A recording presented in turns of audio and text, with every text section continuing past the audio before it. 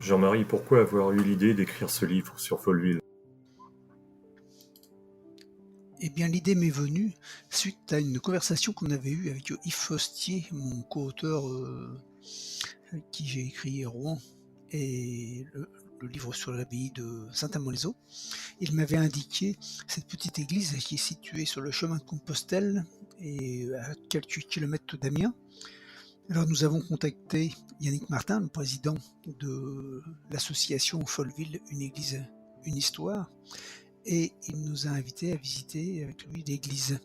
Et nous avons été subjugués à ce moment-là par l'intérieur, alors que l'extérieur est plutôt sobre, une église classique, mais l'intérieur comporte 2 tombeaux d'époque Renaissance qui rappellent que les seigneurs Delannoy étaient très importants en Picardie et autant auprès du royaume de France.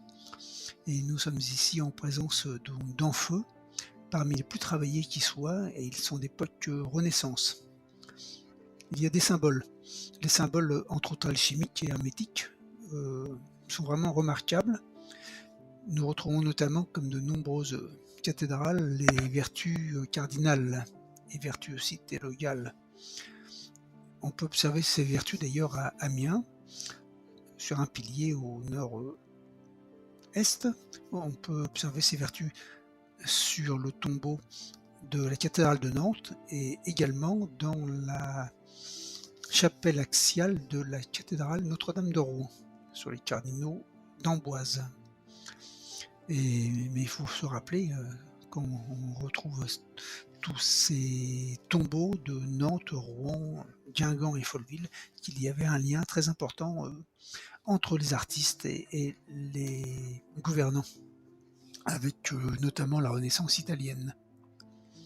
Il y a aussi un autre personnage dont on parle dans l'ouvrage de Folleville, c'est Vincent de Paul, qui a touché dans sa jeunesse à l'alchimie. Alors nous avons souhaité, Yves Fostier et moi-même, de donner une suite à notre précédent ouvrage Rouen Saint-Brique, Rouen alchimique. Et dans cet ouvrage sur Folleville, nous sommes allés beaucoup plus loin dans l'explication des vertus et de leur signification alchimique. Nous avons repris pour ce faire le manuscrit de Raymond Lulle, qui avait écrit à ce propos, et nous avons exposé aussi la relation entre les vertus cardinales, théologales et la tétractise pythagoricienne. Mais en fait, l'église de Folleville recèle bien d'autres indices hermétiques et alchimiques. Mais je ne vous en dirai pas plus aujourd'hui, je vous invite à les découvrir dans notre ouvrage Folleville symbolique, Folleville alchimique.